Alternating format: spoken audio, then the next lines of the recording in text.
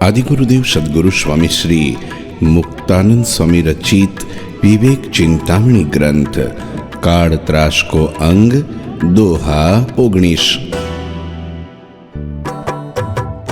जैसे बूढ़ी बेल को खेड़ू न देवत खान, मुक्त कहे त्यों वृद्ध को सब ही करत अपमान, सब ही करत अपमान। સ્વામી શ્રી કહે છે, જેમ વૃદ્ધ બળદને કોઈ ખાવા નથી આપતું, તેમ આ જગતમાં વૃદ્ધોનું સૌ કોઈ અપમાન કરે છે।